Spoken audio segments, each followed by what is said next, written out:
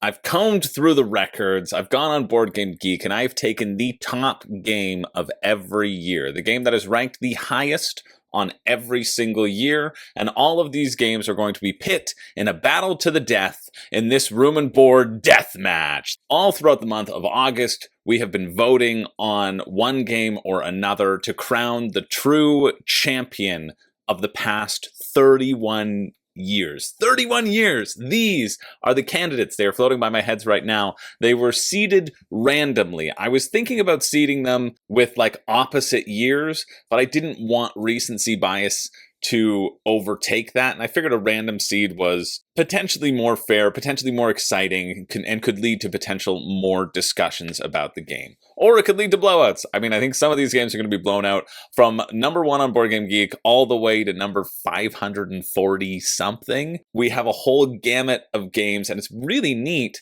to see the games that get missed out, the games that are second on a particular year, and the games that have still remained true to this day, still remained as certified hits as we move through the past 31 years of board gaming, taking the best ranked game of each year. So I want you to drop in the comments down below, which of these games do you think is going to come out on top? Is it going to be the current number 1, Brass Birmingham? Will that still remain first after it goes through this battle? Will it be something from 1999, something from the 90s that will emerge victorious? What is going to be the final matchup? Make your predictions right now, and I'm going to give you all the bragging rights if you're correct. And if you're wrong, well, hey, I mean, I was wrong too.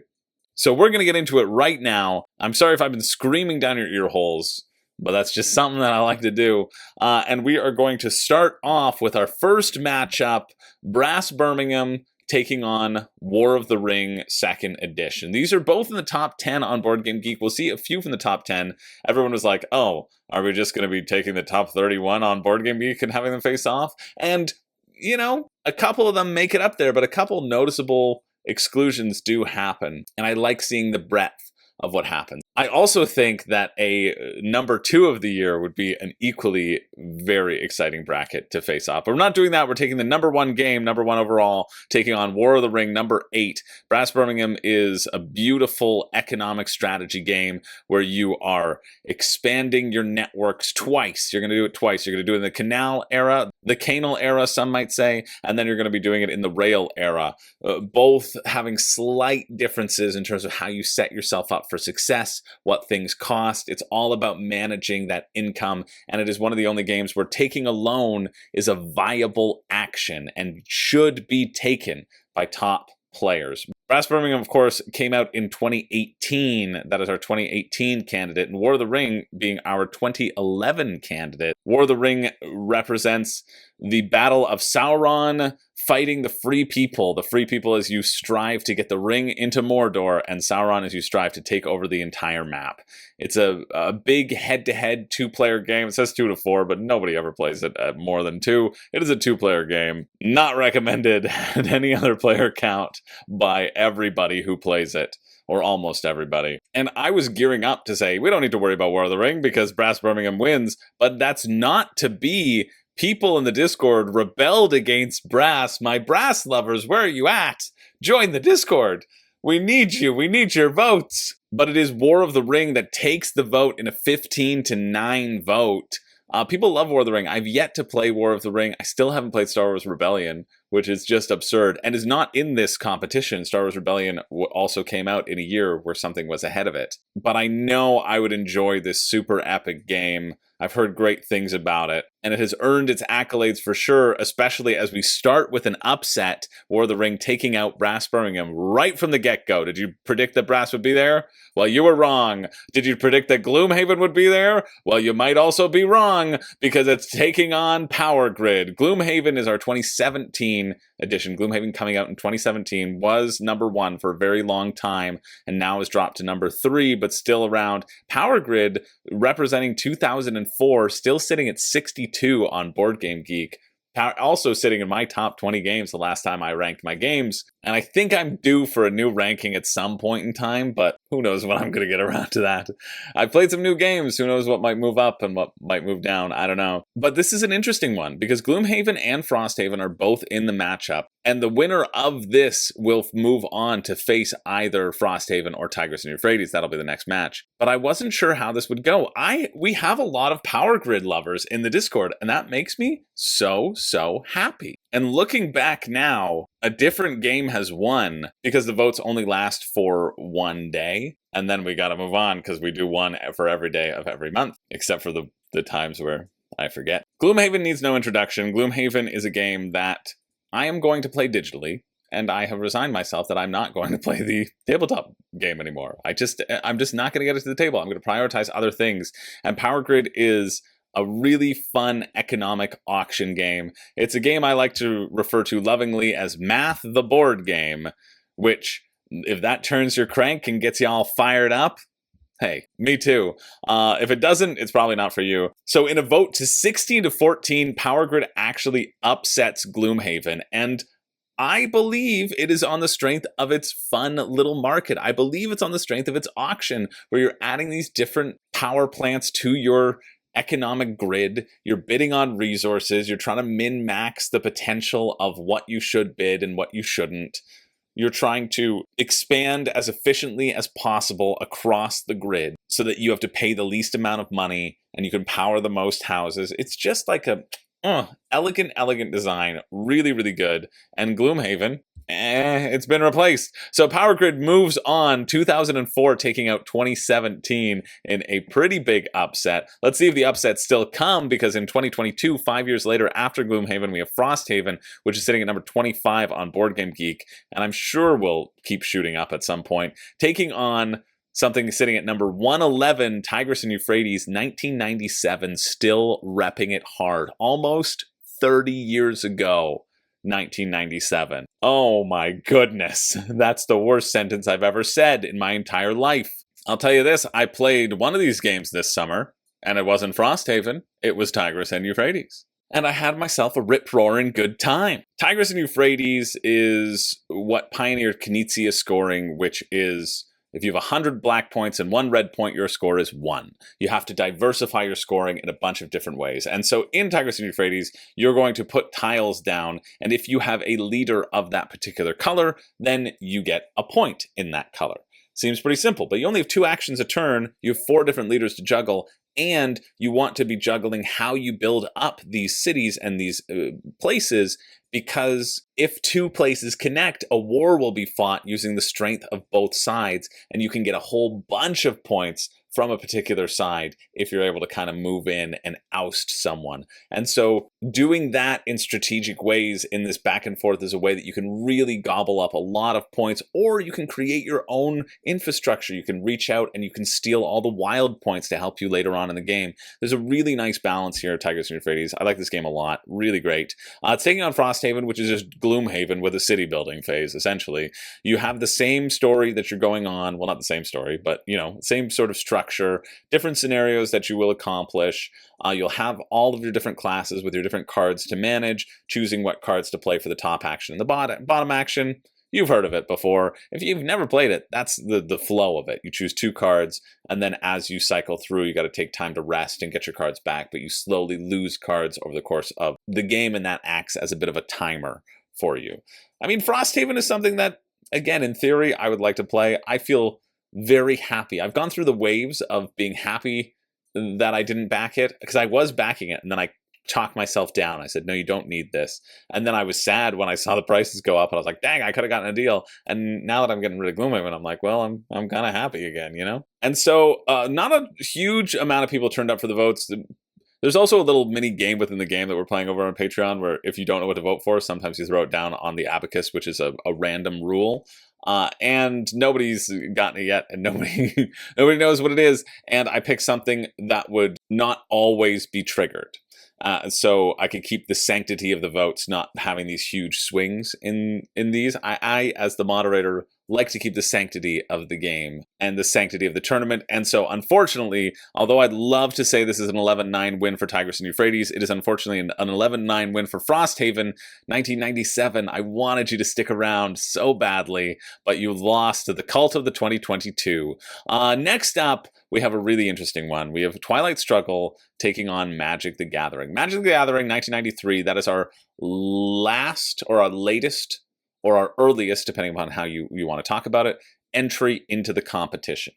And Twilight Struggle is a game that is number 13 still on Board Game Geek, sort of the quintessential two-player game. It was number 1 for such a long time, been around since 2005, almost 20 years, it'll be 20 years next year, of this Cold War simulation as you use multi-use cards and spread out across the battle between the USA and the USSR. There was a big push for Magic the Gathering, though, just because of what it represents. Magic the Gathering being around for 31 years, being hideously insidious towards all of your wallets for 31 years is no small feat. It really isn't. It pioneered a genre. It did. So many clones have come around.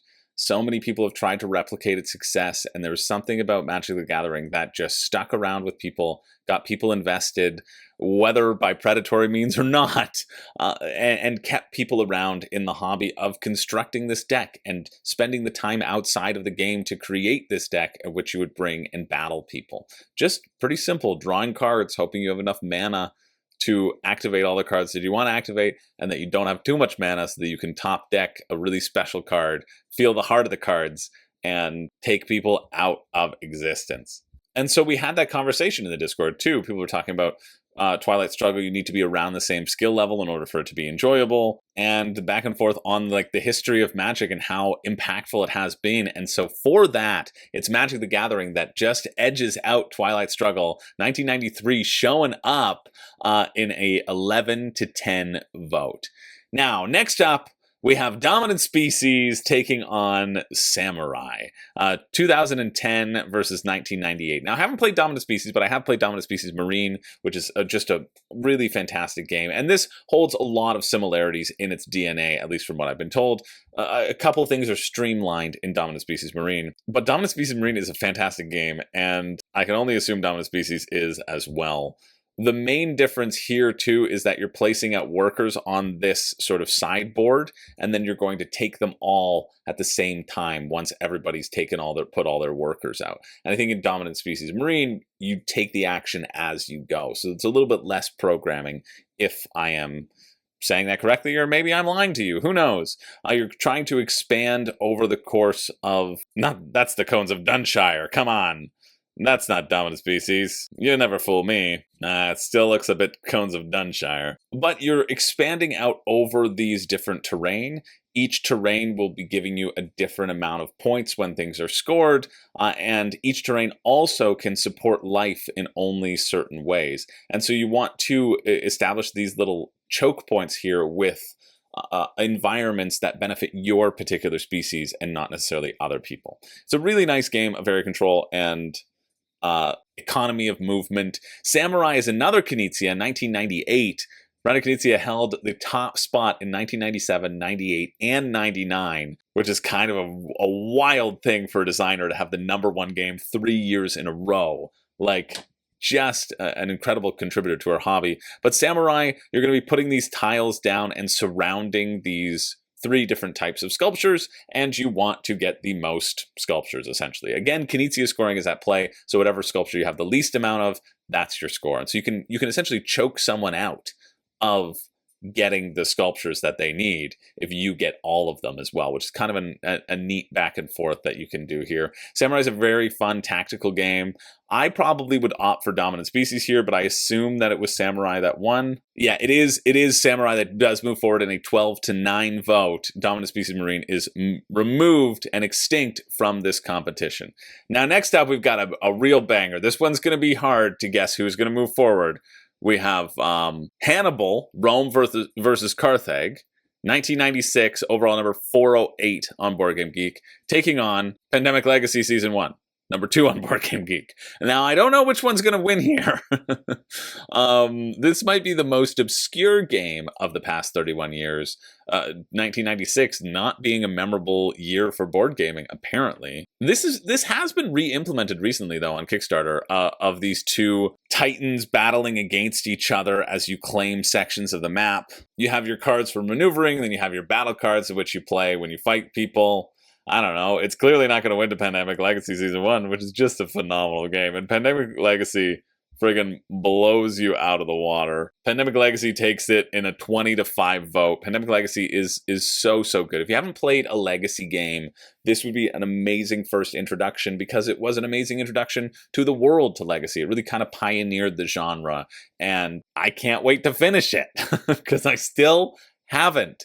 And I've had almost 10 years. I mean, I didn't get it when it first came out, but honestly, I would be afraid to know when we actually started playing that game. I think 2018. I think it's been 6 years. But I'm going to blame COVID, and then I'm going to blame having no time. So Pandemic Legacy Season 1 moves on. In 2008, Dominion was around. However, this isn't 2008's contribution. It's actually 2009, which was Dominion Intrigue. Because Dominion Intrigue is a standalone expansion, I decided to add Dominion into the mix, and we can talk about Dominion Intrigue, or we can talk about Dominion. They both were pretty similar. I mean, Dominion Intrigue has a few more interesting cards. I really like the Torturer. I think the cards in Dominion Intrigue were sort of a step above the base game because they're a little bit more interesting, right? But when you're first getting into it, that's why I was talking about Dominion.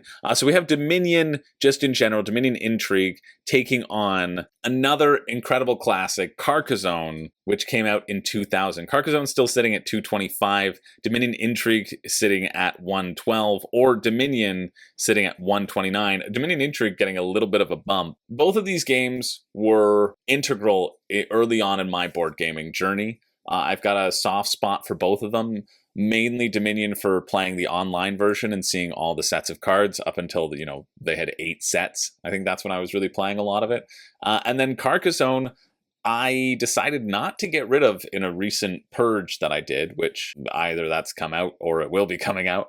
But I decided not to get rid of it because I have the one which the art I like a lot better. I like this artwork, and it just feels like such a quintessential board game to me. It feels so quintessential, but it also is fair that other things have done it better. Other things have done both of these games significantly better ever since they've come out. They kind of really paved a way, but I think people were like, do they deserve to stand on the shoulders of giants and against the shoulders of giants? And ultimately, we decided to burn both of them. So both of them were eliminated from the competition. Dominion and Carcassonne have been eliminated from the competition. This is the second time that Carcassonne has just been unanimously burnt, that they would prefer no candidate or a random candidate to move forward other than Carcassonne, which, I don't know, I still want to hold on to it. I still want to hold on to my charred, rumbling mess of just ash, because of the good times and because of what it represents. So with both of them burning, usually I just pick a replacement either from a previous suggestion or something that I have wanted to get into the matchup and I think would be a good fit. But for this one, since we have a defined category, what I thought would be fun is to take the next highest game, the second in command of that year, of the game that was ahead. So everybody voted to burn it. They were like, we don't want this. But Dominion was slightly ahead of Carcassonne, and so I was able to replace it. The Carcassonne is gone and Dominion is gone, and instead the second place, which I have big hopes for, Hansa Teutonica, enters the ring, baby. How will it do? I guess we'll find out. We'll talk about that in the next one. Next up, we have, on the other side of the bracket, Ark Nova taking on the 1994 candidate, Blood Bowl 3rd Edition. 551. This, I think, is the lowest ranked game. 1994 was even a worse year than 1996. But 93 gave you Magic the Gathering, right? So who knows about these sort of the years that things come out. And there's no world in which Ark Nova doesn't win this one. Ark Nova is beloved. It is number 4 on Board Game Geek right now. It took 2021 by storm, and everybody was obsessed with it. As you create your own tableau of tags and little symbols adding to 2 different types of tracks, trying to get those points to cross each other, managing your income and managing your own little mini map, which all have a special ability on it. And I forgot, but now I remember. I'm absolutely getting myself a tournament map for WSBG Arc Nova to see what that one's all about. Man, oh man, that's going to be a fun one. But yeah, Arc Nova just completely obliterates Blood Bowl. Let me see if people were saying nice things about Blood Bowl. No, it doesn't. It doesn't obliterate it. Blood Bowl got so many votes. People are saying Blood Bowl is so good. I'm sorry, Blood Bowl. I take it back. It's Games Workshop at its finest. We have the fan-made Scarlet Claws from Blood Bowl. And so Blood Bowl actually puts up a really tough battle. I'm sorry I was disparaging it. It's just that nobody was talking about it. Like, I've heard good things about it, and I've heard that the re-implementations people really enjoy in terms of that battle halfway, back and forth, getting that sports ball murder fest going on. But it is Arc Nova that moves forward in a very close 20 to 15 vote. I'm sorry for leading you astray and not giving you the accolades that you deserve, Blood Bowl. Next up, we have El Grande from 1995. See, 1995's here to play. Number 91 still on Board Game Geek, and came out with it recently with an upgraded edition, taking on Le Havre. Le Havre, number 69, also in 2008. I have yet to play El Grande, and I know that that's sort of sacrilege considering how much I enjoy area control games, but that's just what happened. I just haven't played it. But I have played Le Havre. Le Havre hits my personal top 20 games. I think Le Havre is so good. I think I might like Feast for Odin even better, though, honestly, which I hadn't played at the time. But, like, man, Feast for Odin's awesome. But Le Havre's so good in terms of the balance between trying not to starve and trying to get points, as most Uwe Rosenberg games are. You're going to move this boat one little section along the river. Yeah, you either take all of the resources from one of these depots or use a building. And you can use your own buildings, you can use other people's buildings, and then there's a rush to purchase buildings so that when people use it, they have to pay you. You only have one worker that moves around. You can lock up a place if you want nobody to go there. And just keep taking resources. But generally, the powers on the buildings kind of chain together as you try to get goods that you can ship off for points and money, and make sure that you're getting enough food to feed your people as you go on. I feel like the votes disappeared in this one. People did not seem to be enjoying either of these. I think Le Havre is so good, though. People are saying Blood Bowl is better than both of them. Again, I'm so sorry, Blood Bowl. But like these two games sort of represent quintessential Chris growing up, but like discovering board gaming. You know what I mean? Like the possibilities that exist in these two games, I think are exceptional and deserve their time in the sun. And pretty impressive for 1995 and 2008 for these to still be rated and super highly rated and still kicking around. Yeah, I also would play it at a lower player count as well. I played this with a few people, and like I played it with a 5-player group, and they hated it. And so maybe it's that hate that makes Le Havre lose in a lackluster 10-7 vote. Nobody really cared about either of them. So I doubt we'll be seeing El Grande move forward in the next one. But here we have two other great games, Raw at 1999 and Puerto Rico 2002. That's just getting its new edition. That's you probably don't need whatsoever, because it's just been rife with poor theming, let's say, and I can't keep track of it anymore. But Ra is an easy theme because it's Egyptian gods, and hey, we don't mind talking about them. So it's just like Duel Monsters. Ra is fantastic. It recently just had a reprint again on Kickstarter, and I highly recommend it. It's such a simple game. Also in the World Series, it's one of the things that I'm the most grateful to the World Series for making me get so familiar with this game. I think that was part of probably some of my favorite parts about World Series. You have two choices on your turn. You declare Raw and start an auction for all the tiles that are up here. This is a very horrible spread. You would never want to bid on this. Or you draw a tile from the bag and make it a little bit more tempting for everyone. And so finding the tension of when to declare the bids and when to try to take everything is very exciting. And it's been around, again, since 1999, the third in Knizia's rampant spree of board game dominance. It's taking on Puerto Rico, which still sits at 45 on Board Game Geek. Raw still at 131, and I'm sure that's surged up. Actually, I bet we can check. I don't know. I bet it has surged up though. I imagine more people are using BGG. Stats, overall rank, historical rank, yeah, of all time. Oh no, there were less games around here. Wow, back in 2006, or it made number 7.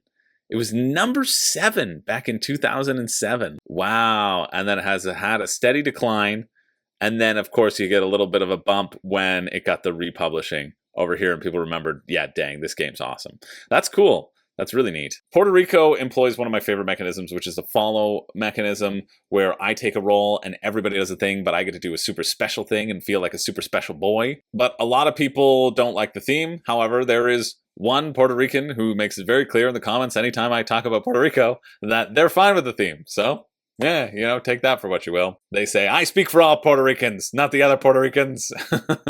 We're cool with it. The Puerto Ricans who aren't cool with it, they don't even live here. They're not even from here. I think I got that right. Let me know if I'm wrong.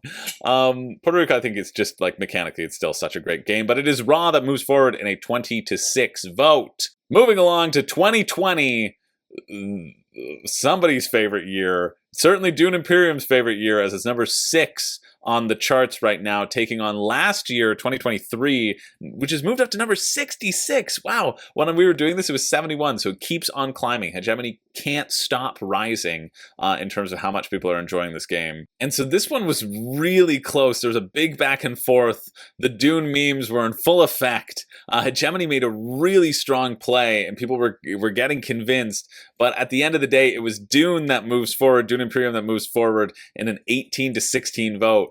But how close it came just shows how impressive Hegemony is in terms of climbing up the charts. And I'm definitely excited to try it out when I have 5 hours to spare to learn every single role and then forget about it entirely and never play it ever again because of the time commitment.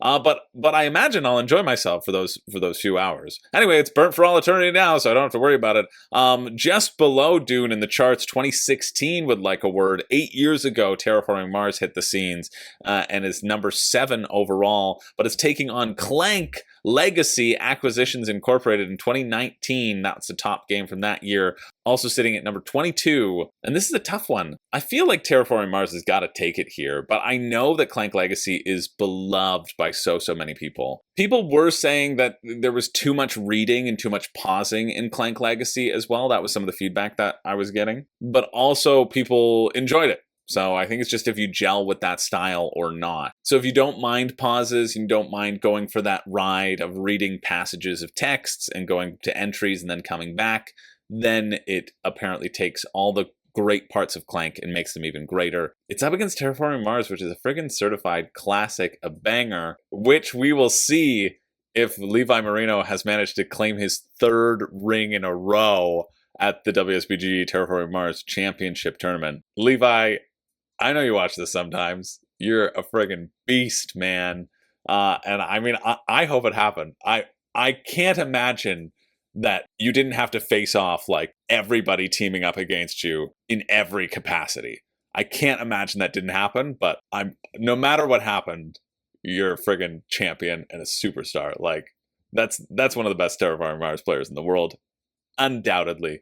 It's magnificent to watch Levi play. But guess what, Levi? You actually won't have to worry about it because Terraforming Mars is going to be burnt for all eternity. People like Clank Legacy better. It is Clank Legacy that moves forward in a 17-9 vote. Moving over to 2003. This is a bit of a surprising one for 2003. Sitting at 239, that's the highest that it got, is Yinch, an abstract game for the ages, taking on the other Brass Lancashire, which came out in 2007, the OG Brass, before Birmingham took it and just refined it to the nth degree. Lancashire has a completely different method of developing things. There's no beer, there's less resources, and so there's different pathways that you're going to want to take trying to deal with shipping harbors and whatever. I don't know. I've never played Lancashire because Birmingham's better, essentially. And where Birmingham fell, I assume Yinch might triumph over the two of these. But looking back now, it is a tie between Yinch and Brass, 10-10. But you know what's better than the tie? Another burn. Another burn has happened. Tractor! Did somebody say Burninator? Thank you, Strong Bad. No problem. Hey, remember that person who said don't ever do the Strong Bad impression? I do remember them. I do. Well, screw you! I'll punch him in the face. Well, you heard it here first. You just got virtually punched in the face by Strong Bad. I don't make the rules. But both of these are eliminated from the competition. Yinch, I thought, might overthrow it. I've heard that this is a really good one. Everybody starts with 5 rings on the board, and every time it moves, it leaves a little marker behind it, but when you jump over a marker, it changes its color. The goal is to form 5 in a row. That's it. That's all you have to do. But unfortunately, no one will ever form 5 in a row because both of these are eliminated, and at the time that it was called, Brass Birmingham was in the lead, and so therefore it is replaced by the second place 2007 candidate, which is another favorite of mine, Agricola, Uwe Rosenberg, tearing up the charts as well. The 90s were Reiner Knizia's world, and the 2000s were Uwe Rosenberg's, that's for sure. Agricola will move on to the next round. How it will do, we won't be able to find out until we get there. But our next matchup, we have 2012's submission, Terra Mystica, taking on Through the Ages 2015 submission. Through the Ages sitting at number 14 on Board Game Geek. Terra Mystica sitting at 29. Terra Mystica being re-implemented by Gaia Project, which isn't in this competition because something else was over it. Terra Mystica also now re-implemented by Age of Innovation, which by all accounts is just taking all the lessons learned over the last 12 years and applying them to board game, to the OG Terra Mystica to give it more variability. Terra Mystica has actually gone up since we were doing this. It's gone up to number 29 and it was number 30. And actually, I made a mistake. It's not a new story of civilization because we already have our 2015 game. It is actually Through the Ages, a story of civilization, which was 89 on Board Game Geek and has now moved down to 90. It's going down as we go through. This was the OG A Story of Civilization, and then it was revamped in 2015 and re-implemented and improved as you go through your civilization, through drafting these cards and adding them to your area. Now, the mob, or the Burn It All movement mob, you give them an inch, they try to take a mile. They tried to burn these two as well, but that's not what happened. One of these is too good to move, to be burnt. And it is Terra Mystica that dominates both the bloodthirsty mob and Through the Ages. Terra Mystica moves forward in a 15 vote, 10 for Burning It All, and then 5 lone votes for Through the Ages. Still getting a bit of love. And finally, we've reached the last matchup before we get into the round of 16. We can really start cooking. We have Hive, 2001's Fair, another abstract game. 2003, 2001, also the idea of the abstracts really moving forward, which is kind of cool. Sitting at 304, taking on the number 1 game of 2013, it's Bounce Off. Now, I know what you're thinking. You're seeing that this rating here, 17,090, is slightly higher than the 500 that I did say at the beginning. And I see your point. And in fact, Bounce Off has gone down. No, Bounce Off was 16,935 and now is 17,090. Haven't I given it a 10? Haven't we all given it a 10 here, people? I've given mine a 10. I've done my due diligence in terms of getting Bounce Off to the top. But all of you are slacking here. It's been going down since we even did this competition. 2013 was a bad year for board gaming, I guess, because this is the number 1 ranked game. I think people were too busy with Edward Snowden leaking that sensitive information. And you know why he did it? Because there were so many people praising Bounce Off, and the public wasn't hearing about them because it was behind security, behind locked doors. That's why he leaked the wiretaps. Because he's like, listen to what these people are saying. I can't stay silent any longer. I think that's what the movie was about. It was the year of the Craig, Alaska earthquake, which shook the Prince of Wales Island. Yeah. And also shook all the factories that were producing Bounce Off, meaning it couldn't get into the hands of all those happy children, sad children, for Christmas. At Christmas time, no less. Did you know that the most powerful meteor to strike the Earth's atmosphere in a century happened in 2013? Do you know I'm having trouble controlling the volume of my voice? I need to turn myself down? I know it. But the meteor also inspired the gravity aspect of Bounce Off to happen. The emergence of the truest deity on Earth, Bounce Off, caused Pope Benedict XVI to resign, becoming the first to do so since Gregory XIII in 1415. It was a monumental year, that's what I'm trying to say, okay? The first to do voluntarily since Celestine V in 1294. Such earth-shaking events could only be caused by one game, and that game, as we all know, is Bounce Off, or Game Bounce. if you Timu. And finally, the winner of Eurovision sang the song Only Teardrops because they always played Blue in Bounce Off. Also, Grand Theft Auto 5 came out. All of these are true. All of these are true. They all happened in 2013. And so, yes, the ratings don't reflect where Bounce Off should be. It should be over this honestly, legitimately horrendous game that I would much rather play Bounce Off for. But the other one that just seems to be also the number one on 2013, sitting at number 24, where Bounce Off should be, if all of you would go and rate it a 10 right now, please and thank you. Uh, it's Concordia, which if Hive doesn't beat the pants off Concordia, I'm going to lose it. I never did play this with Pat this summer. Sorry, Pat. But I will play it with you, even though I don't think it's a good game. I think it's a game where half of the game doesn't matter, and it just pretends that it does.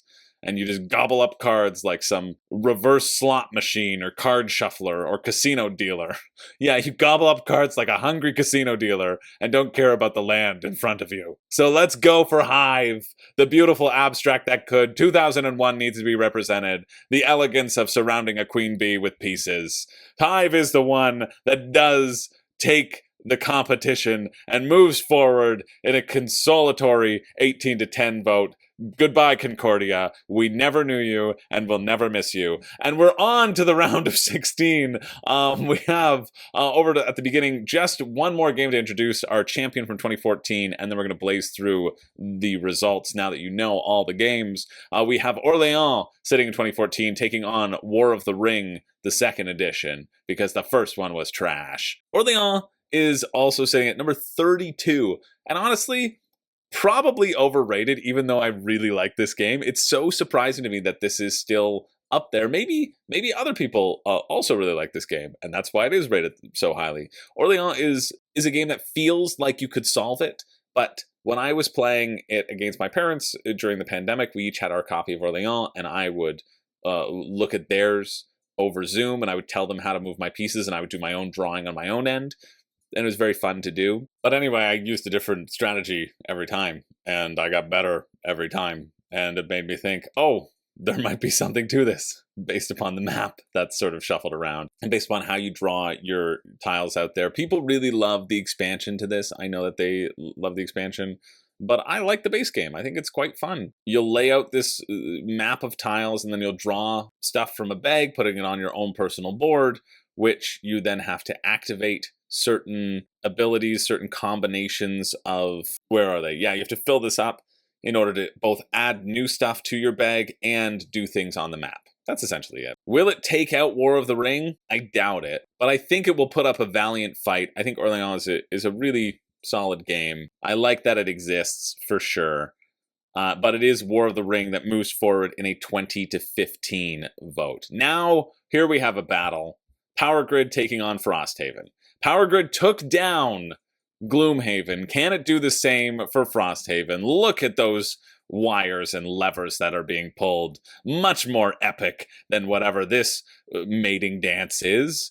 Look, this frosty boy is just so excited to see their friend. But here, the real work is happening. 2004 taking on 2022, which has been moving up. It was 26 when we did this, and now it's 25. Power Grid was, what were you? 62? And now it's, now it was 61 and now it's 62. Power Grid's going down. A steady decline as all of my hopes and dreams do the same thing. The dissenters managed to convince the beautiful bastions of hope, and it is Frosthaven that moves forward in an 18 to 9 vote. Oh, goodbye, Power Grid. I did know you, and I still know you, but now I know you're a rumbling mess of ash. Next, we have Magic the Gathering taking on Samurai. I do love seeing two 90s have made it into the next round. That's pretty exciting, and one will move on as well. 1993 taking on 1998. 274 taking on 167. Oh, wow! This is close. Dang. Oh, and it would have been changed, too. The history would have been completely changed and completely shattered if it was called later. But as the vote was called, one of these games moves forward in the slimmest of margins, 13 to 12, and it is Magic the Gathering that manages to take it. Samurai is eliminated from the competition. I do like the story of 1993 still existing in this competition. I like it a little bit less that it is Magic the Gathering because I'm scared of collectible card games, but I'm gonna say yes to them sending me Universes stuff, and I'm gonna probably regret it for the rest of my days.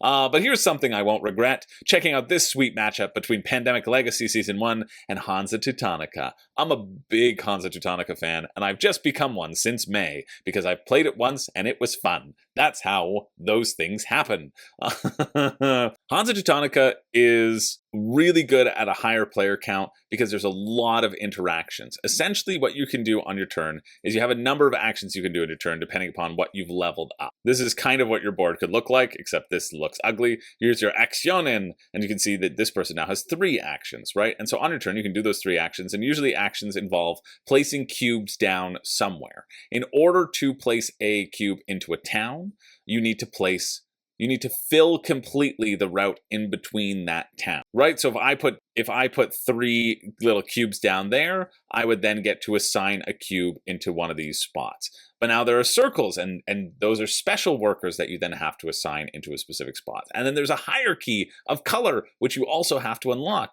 because in the corners of the map and all these little banners, every time you complete something there, you can either take the town as usual, or you can upgrade your actions. And so you either upgrade your actions, you upgrade the points that you get, you upgrade how many people you can refresh, your efficiency there, you upgrade where you can place things in buildings. It's just great. It's really, really great.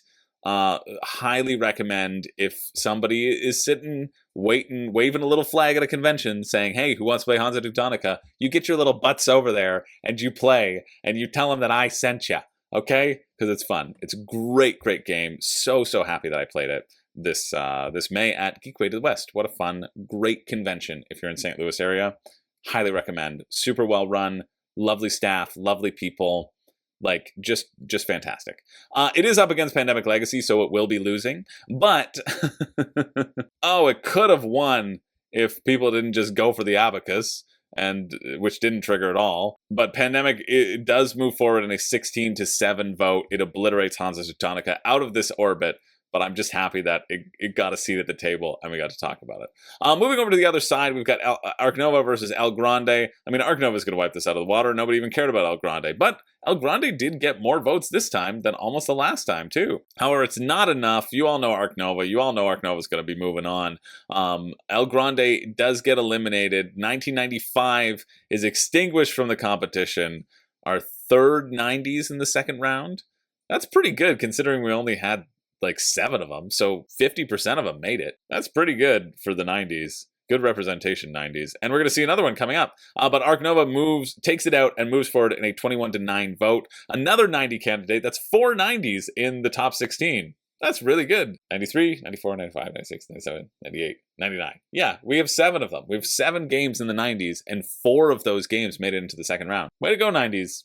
You can hold up. You can hold your own. Sorry, Blood Bowl. Oh, we never knew you. I certainly have never knew you. This one also feels like it's going to be a done deal, but you never know. You never know who's going to turn up and champion. We have 2 WSBG games facing off against each other. Raw taking on Dune Imperium 2020 versus 1999. 21 years in between these two. And the votes are close. The votes are so close. And for the first time in this deathmatch, the hidden rule triggers to give Raw a couple extra votes from the abacus, and that is what it takes for Raw to overthrow Dune Imperium. There were so many extra votes thrown down on Raw. People love Raw or just wanted to see Dune Imperium suffer. I thought Dune Imperium was going to go all the way in this competition, but it is not to be. A 90s game, another 90s game moves on into the quarterfinals, and Dune Imperium is eliminated from the competition 20-19. That is a huge upset. Let's see if we can do another one with newcomer Agricola taking on Clank Legacy. We know Clank Legacy. It took out a pretty fierce competitor in Terraforming Mars, but Agricola is here to put some sheep and bulls into pens, baby, to move that little wood around. Agricola is one of those games where everything you do is horrible and takes so long and is so frustrating, but when it works, Man, oh man, is it satisfying. The key to Agricola is letting the resources build up and seizing upon them at the opportune moment as you go through the 13 rounds of worker placement, trying to birth new workers so you can have people to help you out. The real key to Agricola comes with these occupation cards. Everybody gets a hand of like 7 of them at the beginning, and these make the variability, these make the game interesting. You have these cards, and these are the things that you have to create an engine with, to make the game a bit different, and to keep you coming back for more. And so Agricola does make a really valiant effort, but it can't stand against Clank Legacy. Clank Legacy moves forward 12-9 vote. And then finally we have Terra Mystica taking on Hive. There's no way that Terra Mystica loses this. I mean, oh, there might be a way. There might be a way. Hive is able to scoop up the Abacus. Hive is a really solid entry abstract game, right? Like, people who like chess or have played chess can really get on board with Hive. Hive is really portable. Hive can do a lot. But even with picking up an enormous amount of Abacus votes, it's not enough because Terra Mystica does take the votes in an 18-16 vote, taking Hive out of the competition. But you know what, Hive? I'm glad you were here. You took out Concordia, and for that, I will always love you. So we have our final 8, and we're going to get going. First, we have War of the Ring with Frosthaven. This one's tough. I mean, War of the Ring is rated higher, but it's probably Frosthaven that's going to win here. This one was pretty close, though. Frosthaven does take it in a 16-13 vote, but War of the Ring is one of those games that just, like, if it wasn't so long, more people would play it. And I think if more people played it, I think it could easily stay as like number 1. I think that's the caliber of the game, said as somebody who's never played it. So it's Frosthaven that moves on into the semifinals. It will be facing one of these 2 games, Magic the Gathering or Pandemic Legacy Season 1, the number 2 game taking on the potentially largest legacy, even larger than its own self and its own title. Magic the Gathering has been picking up steam throughout this competition, and is 1993 going to keep on going on this run, or have we had enough? Have we had enough of the constant purchasing? We'd rather purchase Season 1 of Pandemic, and then Season 2, and then Season 0. That's how we'll get our expansions going, not through your collectible card game and your arbitrary 2-year cycle of cards, Magic the Gathering. Pish posh, ya burnt. It is Pandemic Legacy that does move forward in a 15-13 vote. Very close vote, but Pandemic Legacy moves on. On the other side of the bracket, we have Ark Nova taking on Ra, the only 1990s game left in the competition. Again, 2 90s games, 2 out of 7 that make the final 8. That's pretty good.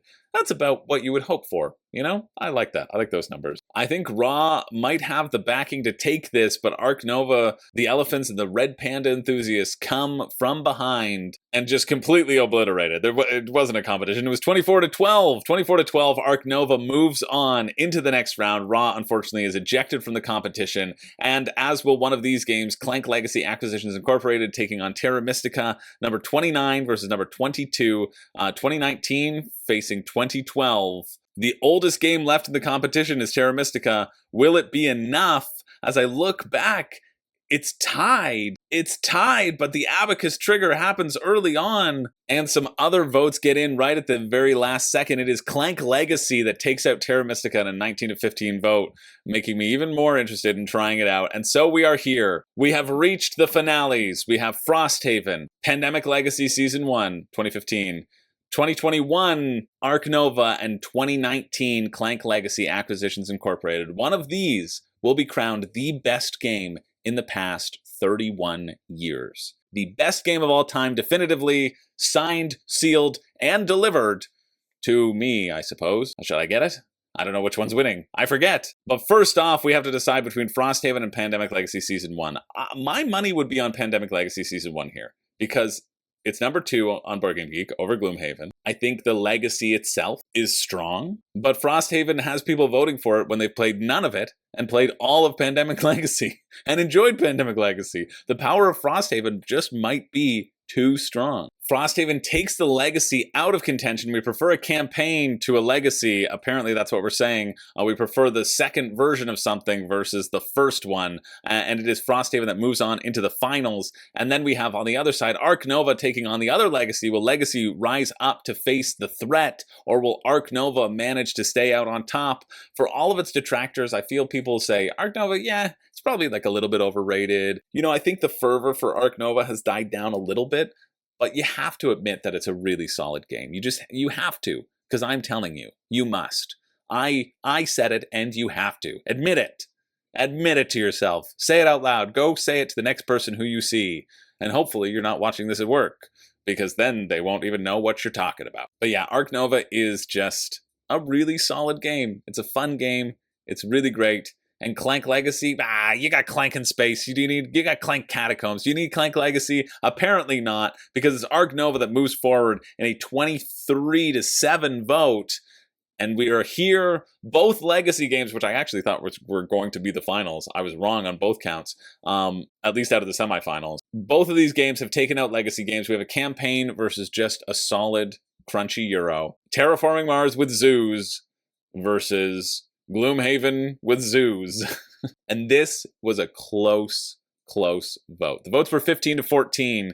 Look, there's also a Die of Chaos and an Abacus that could have changed the situation.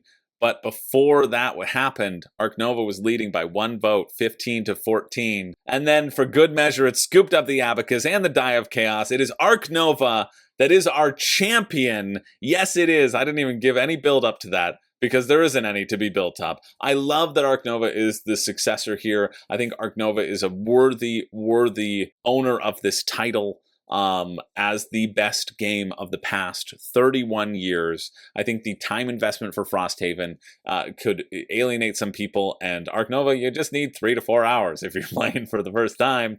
It is Ark Nova that took out Blood Bowl, the surprising competitor that nobody knew. It blew El Grande out of the water, spanked Ra in its Egyptian God card, destroyed the entire legacy of Clank, and eventually beat out the game that is always on everyone's lips in a top game that evokes such fanaticism that they'll get an even bigger box to house themselves and Frosthaven when they die. It's legally in the contract. When you purchase Frosthaven, you are agreeing to be buried with Frosthaven in a giant Frosthaven coffin box. Like, it'll just be Frosthaven, a larger version, and they'll just throw your body in there as you hug Frosthaven to your corpse. But luckily, I've taken that away from everybody, because Frosthaven's been burnt for all eternity. It is our winner, Ark Nova, that wins the entire matchup and is crowned the best game of the past